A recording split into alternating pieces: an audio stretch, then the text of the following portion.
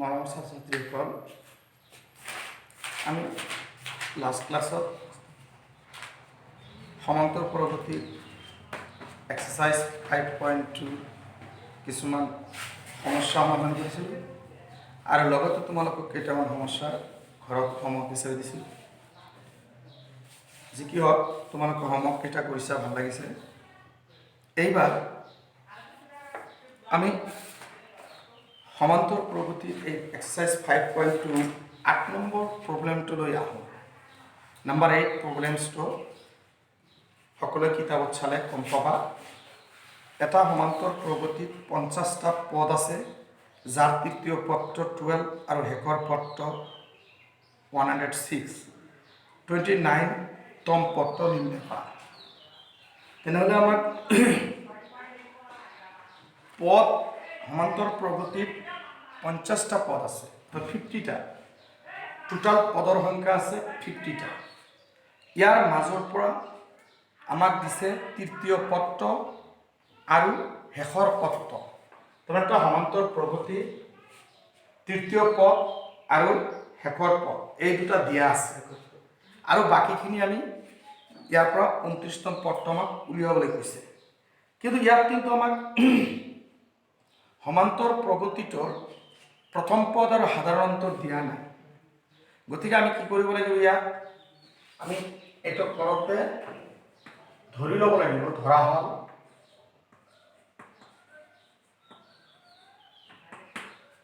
AP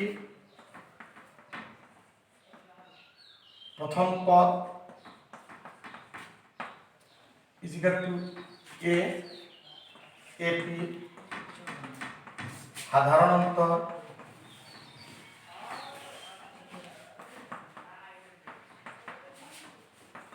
is equal to D. Equal to কিমান, আমি D লিখি। এতিয়া আমাক দিয়া আছে, ইয়াতে লিখিব লাগিব প্ৰথম চৰ্ত দিয়া আছে, তৃতীয় পদটো দিয়া আছে।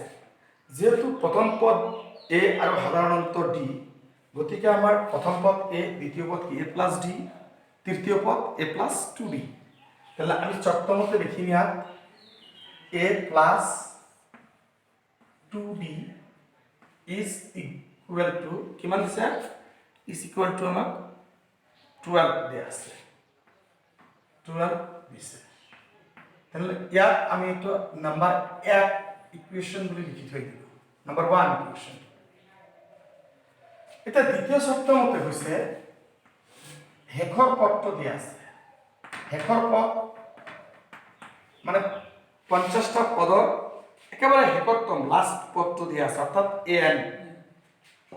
আমাৰ শেষৰতম পদ কি আছিল, এল বা এ এন। তা আমাৰ ক্ষেত্ৰত মতে কি আছিল, A N is equal two কি পাইছিলো, a plus n minus 1 into d। তোমালোকে চোৱা, এইটো an বুলি ক'ব, নাইবা কেতিয়াবা কেতিয়াবা আমি l বুলি ক'ম। শেষম পদ মানে l ধৰিছিলে, এনেকৈ লিখে l is equal to a plus n minus 1 into d। এইটো লিখিলেও হ'ব। তে এইটোৰ বাবে একে বস্তু, এইটো nতম পদ বুলি ক'ব আৰু শেষম পদ l, লাষ্টম পদ, দুইটা বস্তু একে। তেনেহলে আমি ইয়াতে এইটো লিখিম। তাহলে এ এন এর মান কিমান দিছে, 106। ইয়াত প্রথম পদ নাই, কিন্তু পদৰ সংখ্যা দিয়া আছে এন। এনৰ মান কিমান, 50। এনৰ মান কিমান দিয়া আছে আমাৰ 50 minus 1 into d। চোৱা এতিয়া এইটো ক্যালকুলেশন যদি কৰো, 106 is equal to a plus এই 50 পৰা 1 মাইনাস দিলে 49d। এইটো যদি আমি অলপ সজাই লওঁ, এনেকৈ বাওঁফালটো সফালে আনিলো, সফালটো বাওঁফালে লৈ a plus 49d is equal to 106, equation number 2। তেনেহ'লে আমি ইয়াৰ পৰা দুটা ইকুয়েশন পাইছো। আৰু চোৱাচোন, ইকুয়েশন দুটা চলকযুক্ত ৰৈখিক সমীকৰণ নিচিনা আছে না। ইয়াত আমি এটা কাম কৰিম, মচি দিলোঁ মই এইটো জাগা নাই ধৰক।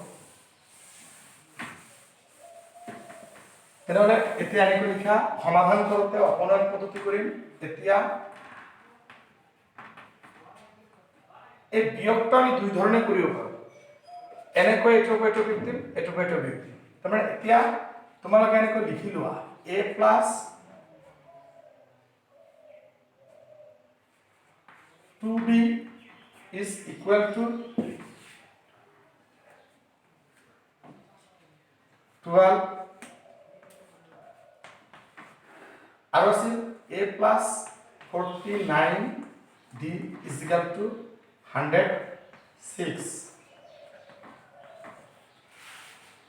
আমি অপনয়ন পদ্ধতি কৰিম, অর্থাৎ কি 1 minus 2 implies of এইটো তেনেহ'লে মাইনাছ হৈ গ'ল, এইটো মাইনাছ হৈছে চিহ্নৰ পৰিৱৰ্তন, এইটো মাইনাছ চিহ্নৰ পৰিৱৰ্তন।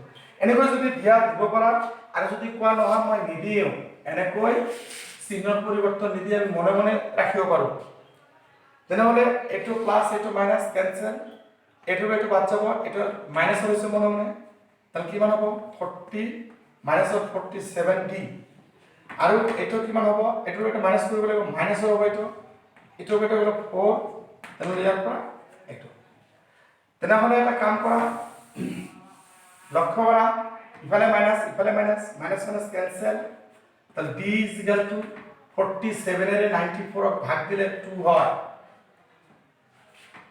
তাহলে মাইনাস 47 মাইনাস 94 ক্যান্সেল করলে d is equal to 2 হয় লেখা। আকৌ d এর মান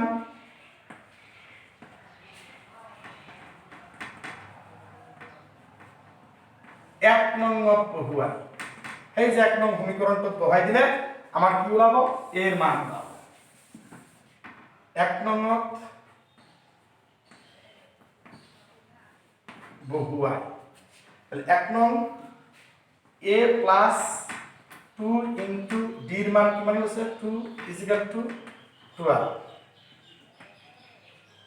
and implies of a is equal to 2 দুগুণে 4 ইফালে গেলে কি হবে 12 করা 4 মাইনাস করা, তাহলে a is equal to আমার কি হইছে 8, এর মান কি মান হলো 8 হলো। এতিয়া আমার কি ওলা বলছে 29তম পদ ওলা বলছে 29তম পদ, লেখা এটাকে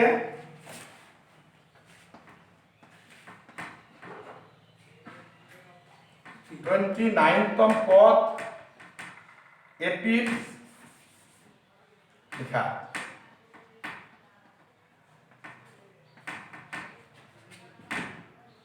টোয়েন্টি-নাইনতম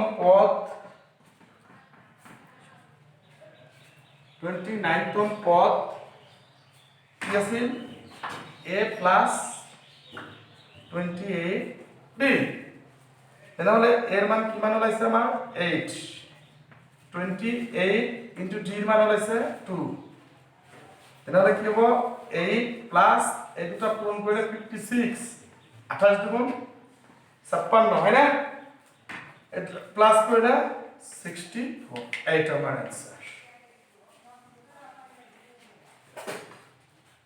তাহলে আমি এনেকৈ অঙ্কবিলাক করি, আমাক কি কি দিছে আৰু কি কি দিয়া নাই সেইখিনি আমি প্ৰথমতে উলিয়াই ল'ব লাগিব।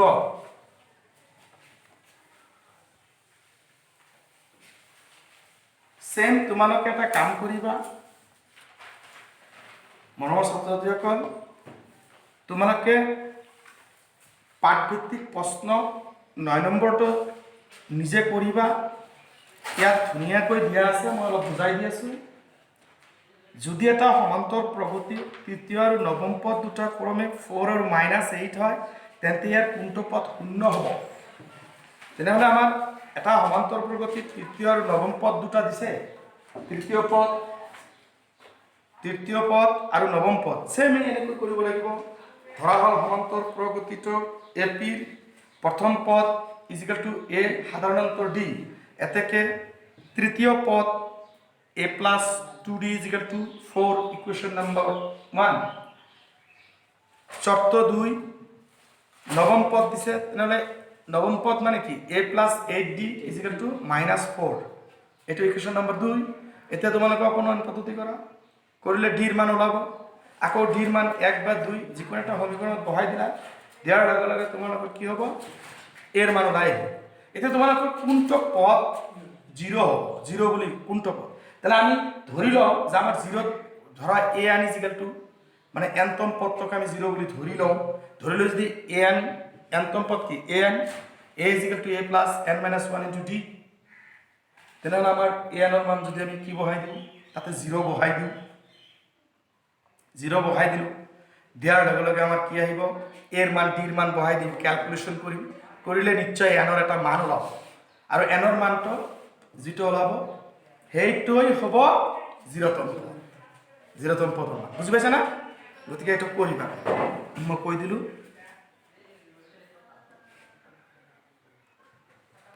ঠিক 10 নম্বৰ অংকটো 10 নম্বৰ অংকটো চোৱা এটা সমান্তৰ প্ৰগতিৰ 17তম পদ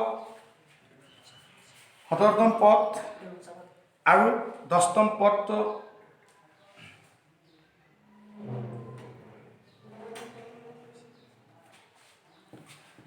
এটা সমান্তৰ প্ৰগতিৰ 10তম পদটো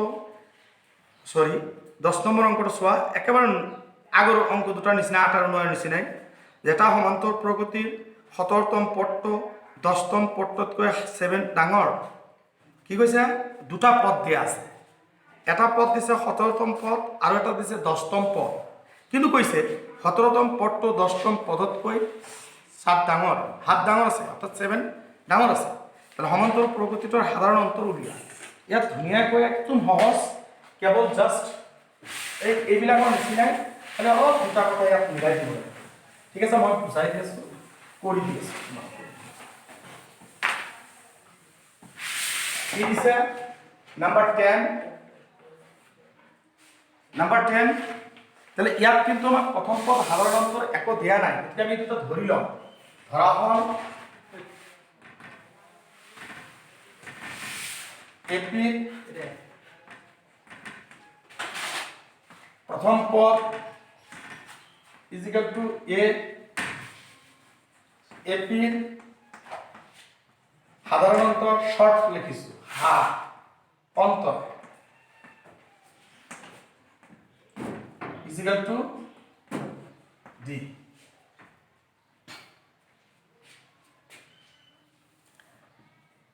তেনেহলে আমাক 10তম পদ আৰু 17তম পদ এই দুটা ওলাব লাগিব তেনেহলে আমি কি কৰিম শর্তমতে এতে লেখা এটিকে এপি 10তম পদ ইজিক্যাল টু কিমান হ'ব আমাৰ a plus 9d এটো আছে আমাৰ 10তম পদ সদায় d এটা কম পায় তেনেহলে আৰু ap 17তম পদ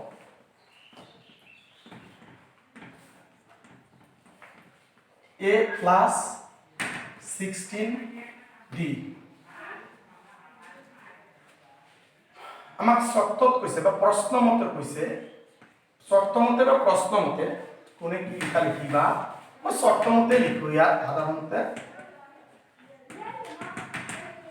এইবাৰ কৈছে এই পদতকৈ 7 ডাঙৰ এইটো পদতকৈ ভালদৰে মনোযোগ দিলে গম পাব তোমালোকে গম পাবা ইয়াত দেখা এইটো হৈছে 17তম পদ তলৰটো 17তম পদ ওপৰটো 10তম পদ আমাৰ কিতাপত ভালকৈ লক্ষ্য কৰা কৈছে যে 17তম পদটো 10তম পদতকৈ 7 ডাঙৰ তাহলে 7 ডাঙৰ যদি হয় তেনে সৰু কোনটো এইটো 10তম পদটো সৰু 17তম পদটো ডাঙৰ এতিয়া আমি এই পদ দুটা 10তম পদ আৰু 17তম পদ দুটা সমান কৰিব লাগিব সমান কৰিলে তেনেহলে যেটো 7 ডাঙৰ আছে 17তম পদটো যে 7 ডাঙৰ আছে ডাঙৰখিনি সৰু লগত যোগ কৰিলে তেতিয়া দুটা সমান হৈ যাব যেনেকুৱা তোমালোকক মই এক্সাম্পল এটা দিম এই তৰাজু চাইছে না পাল্লা পাথৰ আমাৰ যিবিলাক সবজি বেপাৰীবিলাকে সবজি বিক্ৰী কৰে সাপোজ ইফালে আছে 1 কিলো ইফালে আছে 1.5 কিলো তাহলে ইফালে 1.5 কিলো বেশি আছে না গতিকে দুয়োটা যেতিয়া সমান কৰিম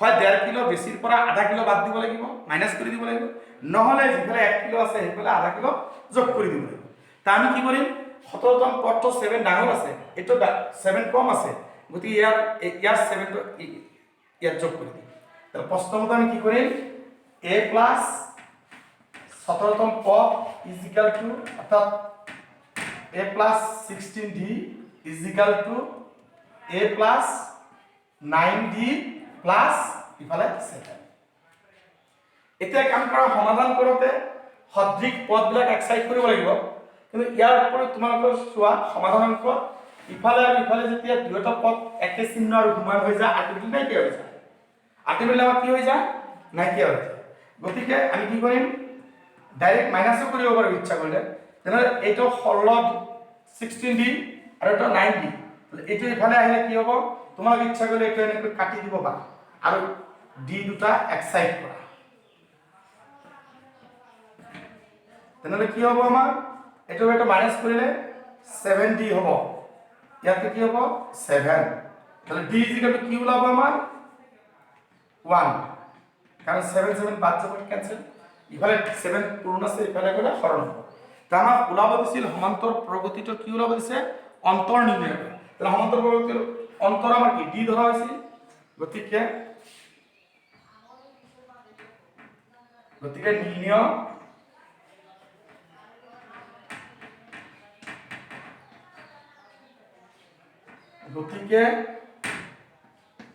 নিৰ্ণয়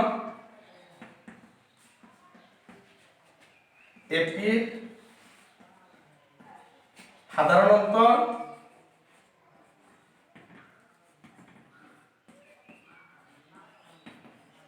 ইজ ইকুয়াল টু কিমান 1 সাধাৰণ অন্তৰ কিমান হৈছে বিমান কিমান হৈছে আমাৰ 1 আছে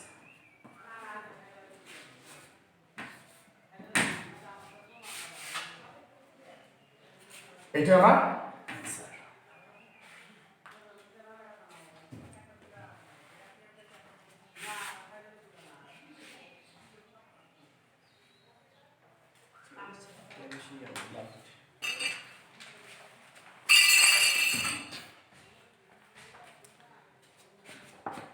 11 নম্বৰ অংকটো লৈ চোৱা মই একলগে সব কৰি দিব কাৰণে প্ৰস্তুত আছো যদি তোমালোক অলপ মনোযোগ দি চোৱা 11 নম্বৰ কৈছে 3 15 27 39 সমান্তৰ প্ৰগতিটোৰ কোনটো পদ 54তম পদতকৈ 154তম পদতকৈ 132 ডাঙৰ তাহলে কি কৈছে সমান্তৰ প্ৰগতিটোৰ কোনটো পদ 54তম পদতকৈ তাহলে ইয়াত কিন্তু আমাক কোনটো পদ দিয়া নাই আমরা কোনটো পদ মানে আমি একটু এনতম পদ ধরি বুঝি পাইছা না আমি এটা কি ধরিম মানে কোনটো মানে উল্লেখ যেহেতু না এটা আমি এন ধরিম আৰু ইয়াত কি কৈছে আমাৰ 54তম পদতকৈ 132 ডাঙৰ তেনে আমাক ইয়াত ওলাব লাগিব 54তম পদটো ওলাব লাগিব 54তম পদতকৈ ডাঙৰ 132 তেনেহলে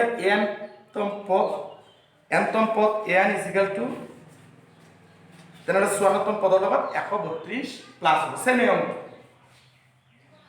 এইটোৰ নিচিনাই আমি ইয়াত যেনেকৈ ধৰা এপিৰ প্ৰথম পদ ইজ ইকুয়াল টু এ সাধাৰণ অন্তৰ দি ধৰিছো এতেকে এপিৰ 54তম পদটো a প্লাস 53d হ'ব 54তম পদ হয়নে আৰু এপি এনতম পদ is equal two an is equal কি আছিল a plus n minus 1 into d তেনেহলে a plus n minus 1 into d এই পদটো 54তম পদতকৈ তাৰমানে মই শৰ্টলি তোমালোকক ইয়াত এটা ৰাফ বুজাই দিম ৰাফটো এনেকুৱা হ'ব দেখুৱাই দিছো তোমালোকে ঘৰত হোমৱৰ্ক কৰিবা নাম্বাৰ 11 তাহলে ইয়াত কিন্তু আমাক প্ৰথম পদ দিয়া আছে আৰু সাধাৰণ অন্তৰ সমান্তৰ প্ৰগতিটো দিয়া আছে সমান্তৰ প্ৰগতিটো কি দিয়া আছে তোমালোকে যেতিয়া কৰিবা এনেকৈ যে ইয়াত এনেকৈ সলভ লিখি এনেকৈ কৰিবা যে ইয়াত a ইজ ইকুয়াল টু কিমান দিছে তাতে 3 দিছে হয় না ইয়াত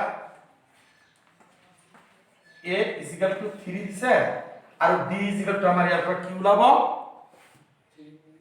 15 minus 3 পিছৰটো পৰা আগতে বাদ যা is equal to কিমান হ'ব 12 এতিয়া আমাক কৈছে এনেকৈ লিখিব লাগিব এতিয়া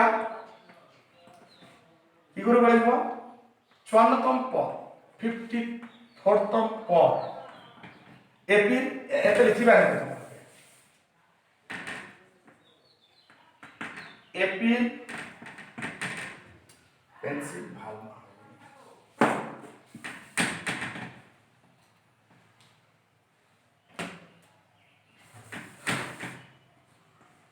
এপিৰ 54তম পদ is equal to a plus 53d এটা হ'ব হয়নে তাৰপিছত আমাক কোনটো পদ কৈছে তাৰমানে nতম পদ ধৰিব লাগিব আৰু এপি এটা লিখিব লাগিব nতম পদ কোনটো পদ মানে nতম পদ a plus n minus 1 into d এতিয়া চোৱা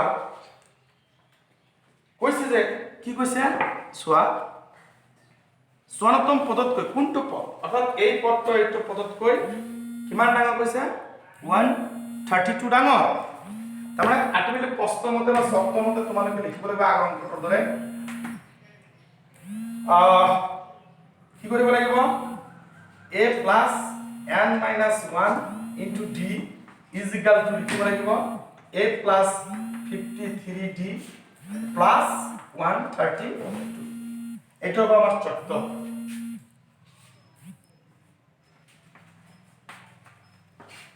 তেনেহ'লে ইয়াত তোমালোকে চোৱা ইফালৰে কেনচেল এইটো হ'ব তোমাৰ কি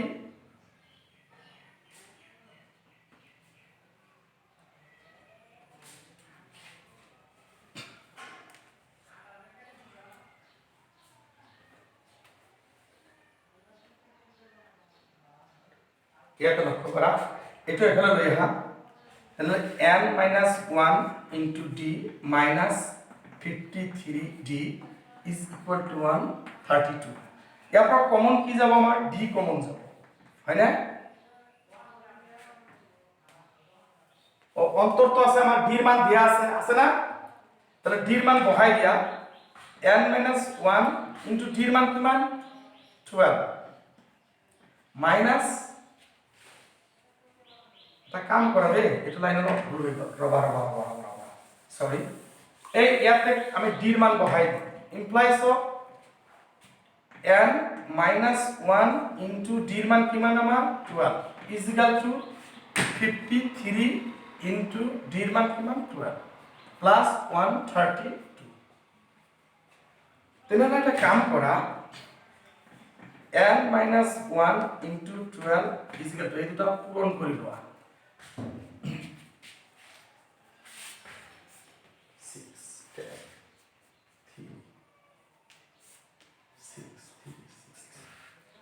কিমান হ'ব পূৰণফল হ'ব 6 3 6 plus 132 প্লাস কৰিব লাগিব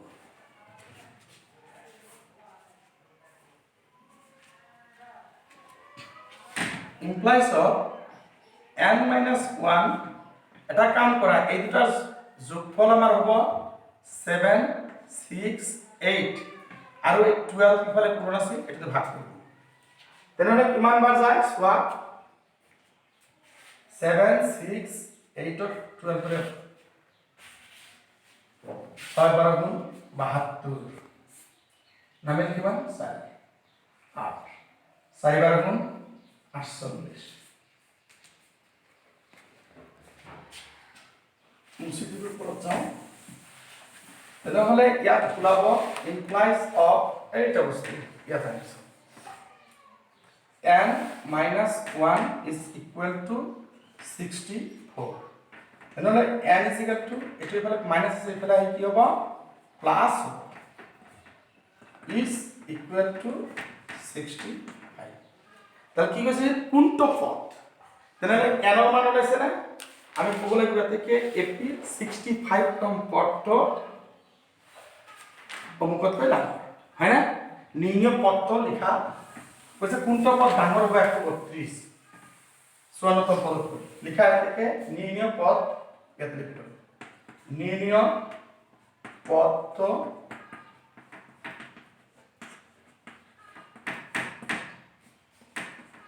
65 অৰ্থাৎ 65 নম্বৰ পদটো 54তম পদতকৈ 132 ডাঙৰ নিৰ্ণয় 65তম পদটো 54তম পদতকৈ 132 ডাঙৰ বুজা গৈছে এটা তোমালোকে এনেকৈ যদি আগবাঢ়ি যোৱা 12 13 14 মই ইয়াতে অলপ দুই এটা মান অংক কৰি দিম বাকি তোমালোকে কৰিব লাগিব তেতিয়াহ'লে সহজ আছে আমাৰ এইবিলাক মই 12 নম্বৰ অংকটোলৈ আহিম কি কৈছে চাও দুটা সমান্তৰ প্ৰগতিৰ সাধাৰণ অন্তৰ একে সিহঁতৰ একতম পদ দুটাৰ পাৰ্থক্য 100 সিহঁতৰ 1000তম পদ দুটাৰ পাৰ্থক্য কিমান দুটা সমান্তৰ প্ৰগতিৰ সাধাৰণ অন্তৰ একে তাহলে ইয়াত আমাৰ দুটা সমান্তৰ প্ৰগতি আছে দুটা আছে তেনেহলে আমি যদি প্ৰথম সমান্তৰ প্ৰগতিত যদি আমি a1 a2 এনেকৈ ধৰি যাওঁ দুটা সমান্তৰ সাধাৰণ অন্তৰ একে অৰ্থাৎ সাধাৰণ অন্তৰ কি হ'ব আমাৰ একে আছে সেম আছে হয় না ডি একে থাকিব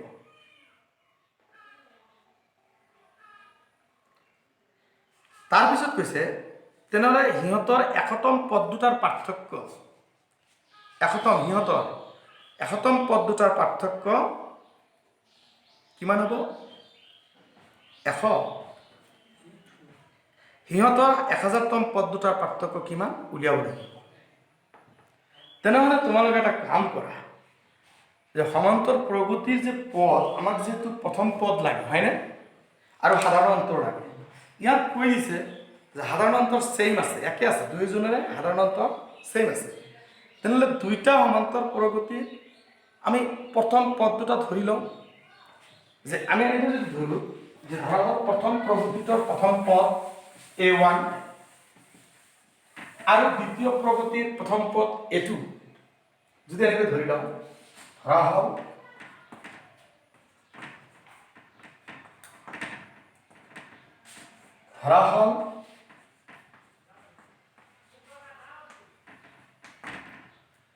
প্ৰথম প্ৰগতিৰ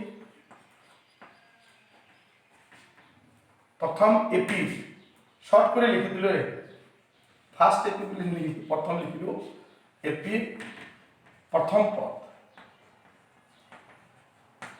ইজিক্যাল টু a1 কি ধরিল a1 বলে দিল দ্বিতীয় এপি প্রথম পদ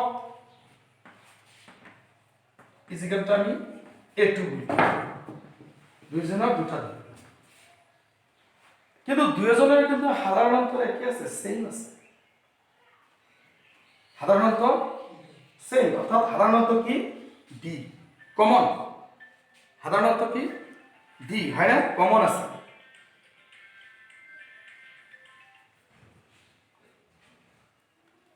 সাধারণ অন্তর আমার সেম আছে গতিকে ইয়াত প্রথম চক্র তোমালোকে এনেকৈ কৰিবা গতিকে সাধারণ অন্তর আমার লেখার দরকার নেই কারণ যেহেতু দুইটার সাধারণ অন্তর সেম আছে আমি সাধারণ অন্তর সমান্তর প্রবাহ সাধারণ অন্তরটো কি ধৰি লৈছো ডি বুলি ধৰি লৈছো তেনেহলে ইয়াতে লিখা প্ৰথম চক্ৰ মতে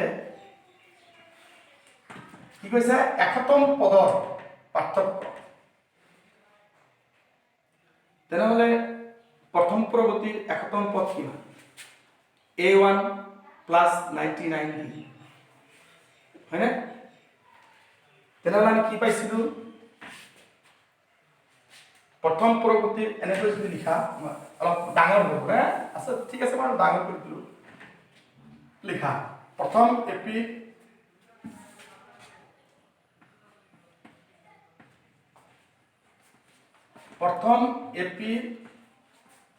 একতম পদ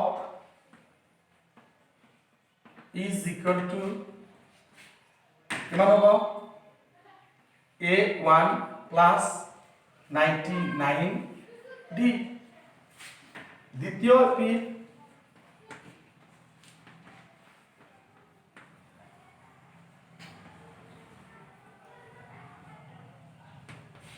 A2 প্লাস 99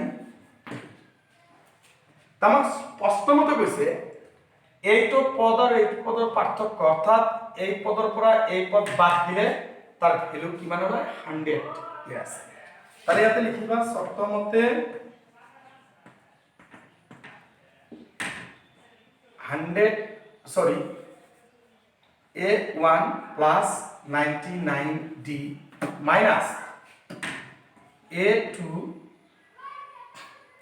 এটা বন্ধনী দিবা নেকি বন্ধনী দিলে ভালো হ'ব প্ৰথমতে কাৰণ আমি পদ দুটা এনেকৈ বন্ধনী দি লিখিলো তাৰ পিছত প্লাস 99 একেবাৰে যদি লিখো বহুতে হয়তো গম নাপাব যাৰ কাৰণে মই এটা লাইন বেছি লিখি দিলো দেই এতিয়া চোৱা ফার্স্ট কাম বন্ধনী উঠাই দিম তাহলে A1 99D এটা মাইনাস এই মাইনাসে এই দুটা পূরণ কৰিব লাগিব A2 minus 99D is equal to 100 তোমালোকৰ এই 99D এই পদটো সেম হৈছে প্লাস আৰু মাইনাস কাটি দিলো তাহলে কি হ'ব A1 minus A2 is equal to 100 কিমান হৈছে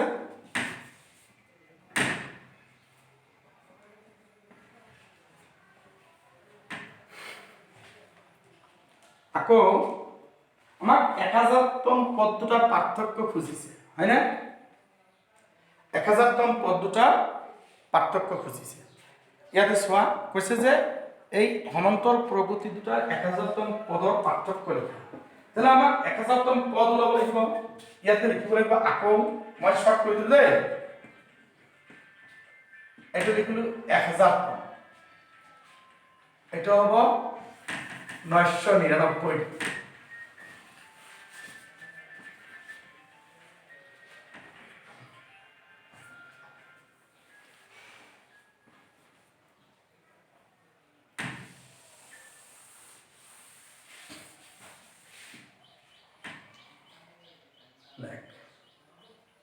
এতেকে এই দুটাৰ পাৰ্থক্য ওলাব দিছে তেনেহলে A1 প্লাস 999 দি এই মনত আছে বন্ধনী ইউজ কৰিম পাৰ্থক্য এনেকৈ পাৰ্থক্য মানে বিয়োগ অন্তৰ মানেও বিয়োগ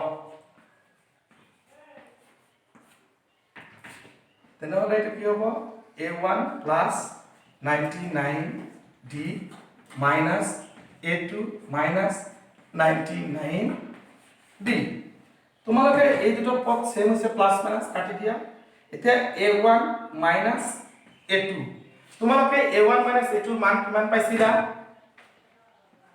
100 পাইছা না ওপৰত যে আমি পাইছিলো ক্যালকুলেশনত A1 minus A2 ৰ মান যে ইয়াৰ প্ৰশ্নতে যে লিখিছিলো শৰ্তমতে লিখি তাত A1 minus A2 ৰ মান ইজ ইকুয়াল টু 100 পাইছিলো গতিকে A1 minus A2 ৰ মান আমি কিমান পালো এতিয়া 100 অৰ্থাৎ নিয়ম পদ দুটাৰ পাৰ্থক্য অৰ্থাৎ কি আমাৰ এটাই আছে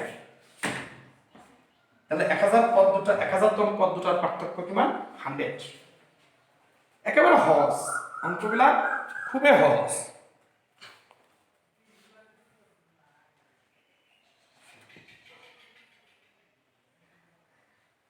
এইবিলাক অঙ্ক অলপ মনোযোগ দিলে তোমালোকে পাবা মই এতিয়া মৌখিক কিছুমান কথা কৈ দিম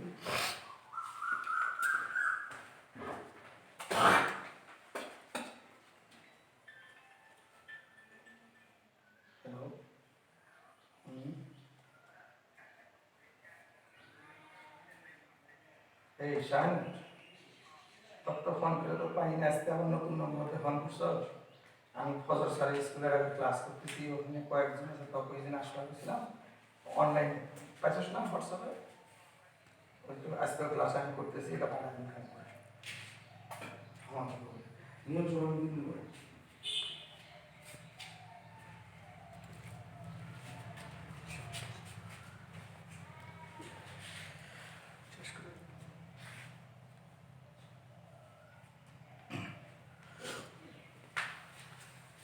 তোমালোকে অলপ লক্ষ্য কৰাচোন এই 13 নম্বৰ অংকটো কিমানটা 3 অংকযুক্ত সংখ্যা 7ৰে বিভাজ্য কিমানটা 3 অংকযুক্ত আমাৰ আচলতে অংকযুক্ত, এটা অংকযুক্ত, দুটা অংকযুক্ত, তিনিটা অংকযুক্ত, চাৰিটা অংকযুক্ত, এনেকুৱা আমাৰ বহুত সংখ্যা আছে, হয়নে? তাহলে এটা অংকযুক্ত সংখ্যা আমাৰ কেইটা? 0 1 2 3 4 5 6 7 8 9 10, হয়নে? তাহলে 0ৰ পৰা সরি 10 নহয় 9 লৈকে এটা অংকযুক্ত 10টা সংখ্যা 9 লৈকে। ঠিক দুটা অংকযুক্ত তেনেহ'লে ক'ৰ পৰা আৰম্ভ হ'ব? অৰ্থাৎ দশক ঘৰৰ একক দশক, তেনেহ'লে 10ৰ পৰা ষ্টাৰ্ট কৰি একেবাৰে 100ৰ বিল' 99 দুটা অংকযুক্ত। তাহলে তিনিটা অংকযুক্ত আমাৰ কি হ'ব?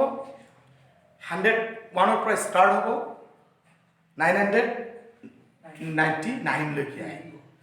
গতিকে আমি ইয়াত কৈছে তিনিটা অংকযুক্ত সংখ্যা কোনবিলাক হাতেৰে বিভাজ্য, অৰ্থাৎ হাতেৰে বিভাজ্য হোৱা সংখ্যা আমাক ওলাব লাগিব।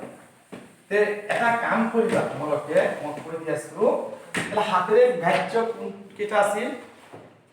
যেনেকুৱা 105, অৰ্থাৎ এনেকুৱা তোমাৰ 101 তিনিটা অংকযুক্ত, 102 103, মানে তিনিটা অংকযুক্ত সংখ্যাৰ তালিকা।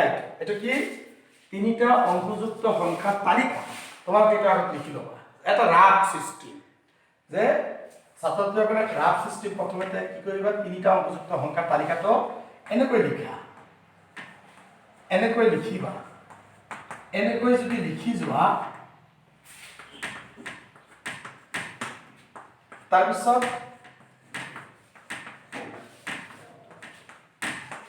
এই এনেকৈ লিখিলে আমি যাই থাকিম, হয়নে? এনেকৈ যাই থাকিম, বহুত আছে। আপটো ক'লৈকে আহিব? আমাৰ তিনিটা অংকযুক্ত সংখ্যা 99, তাৰ আগত কিমান আছে? 998, তাৰ আগত কিমান আছে? 997, হয়নে? এনেকুৱা আছে নে? তাৰ আগত কিমান আছে? 956, এনেকুৱা আছে নে? তেনেহ'লে ইয়াৰ ভিতৰত কোন সংখ্যাবোৰ হাতেৰে বিভাজ্য?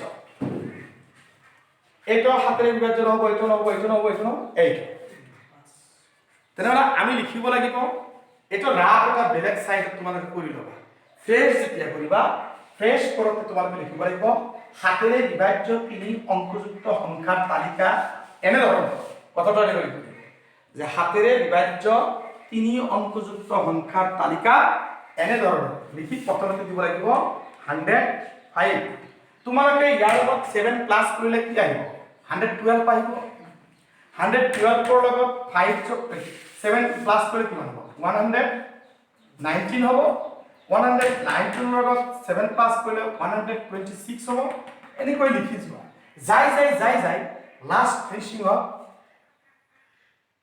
এটাৰ ভিতৰত 7 যদি ডিভাইড কৰা কি হ'ব?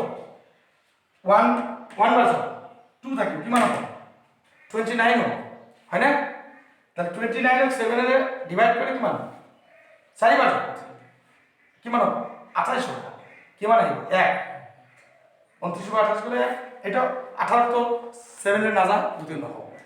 এইটোত চাব লাগিব, সেম এইটো 1 বাৰ যাব, 2 থাকিব, 29, 7 4 গুণ 28, 17 হ'ব, নহ'ব এইটো। তার আগেরটা 996, এবার চোৱা এইটো একই কন্ডিশন, হয় না? কিমান হ'ব? এইটো 16 হ'ব, নহ'ব। তাৰমানে আলটিমেটলি তোমালোকৰ বোধহয় এইটো হ'ব, অৰ্থাৎ লাষ্ট এই সংখ্যাটোলৈকে ভাগ আহিব সম্ভৱ। চোৱাচোন, 1 বাৰ যাব, 2 থাকিব 29, কেইবাৰ যাব? 4 বাৰ যাব, 1 থাকিব 14, তাহলে লাষ্ট তোমালোকৰ কিমান আহিব? 994। তাহলে এটা হাতেৰে এতে লিখিব লাগিব, হাতেৰে অংকটা লিখিব লাগিব, হাতেৰে বিভাজ্য তিনি অংকযুক্ত সংখ্যা। এটা লিখিব নালাগে, এইটো তোমালোকে ৰাফ বেলেগ খাতাত কৰি দিবা।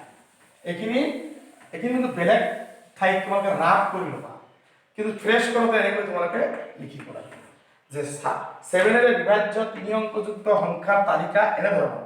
তেনেহ'লে এইটো হ'ব। এতিয়া চাবা, এইটো এটা সমান্তৰ প্ৰকৃতি গঠন কৰিছে নে নাই? চোৱাচোন, সমান্তৰ প্ৰকৃতি হয় নে নাই? প্ৰত্যেকৰ লগত কি প্লাছ কৰি আছে? 7 প্লাছ কৰিছে না? আমি জানো প্ৰথম পদৰ লগত যদি যিটো পদ যোগ কৰিম যিটো সংখ্যা যোগ কৰিম, যোগ কৰাৰ যিটো পদ পাম সেই পদৰ লগত নেক্সট যোগ কৰি কৰি আমি এটা সমান্তৰাল প্ৰকৃতি লিখিছিলোঁ। গতিকে ইয়াত তোমালোকে ক'ব পাৰা, তোমালোকে পৰীক্ষা কৰি দেখুৱাব নালাগে, ডাইৰেক্ট ক'বা কি যে এই সংখ্যাৰ তালিকাটো সমান্তৰাল প্ৰগতিত আছে, কাৰণ প্ৰত্যেককৈ দুটা পদৰ অন্তৰ্ফল 7 আছে। অৰ্থাৎ এতিয়া লিখিবা যে a = 105, b = 7 লিখা হ'ল।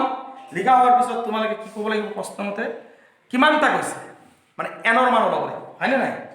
তেনেহ'লে আমাৰ an কিমান হ'ব এইটো না, n তম পদ এইটো না। a যদি তোমাৰ 105 হয়, d যদি 7 হয় আৰু an এইটো হয়, তেতিয়া আমি an = আমি জানো এই ফৰ্মুলা লিখিবা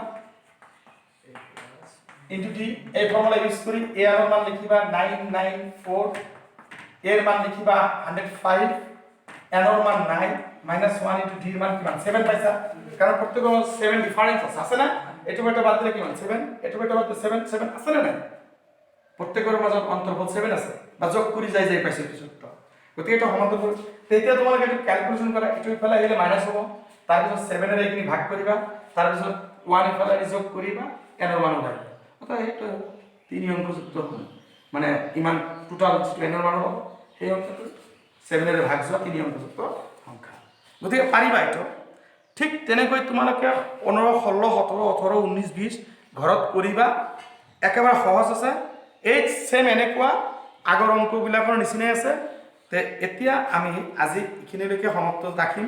মোৰ চেনেলটো যদি তোমালোকৰ ভাল লাগে তেনেহ'লে ছাবস্ক্ৰাইব কৰিবা, লাইক কৰিবা, কমেণ্ট দিবা, আৰু ইয়াৰ আমি নেক্সট ক্লাছত সমান্তৰাল প্ৰগতিৰ প্ৰথম n টা পদৰ যোগফল কি হ'ব সেইটো ওলাম। আজি এইখিনি ইয়াতে ক্লাছ সমাপ্ত।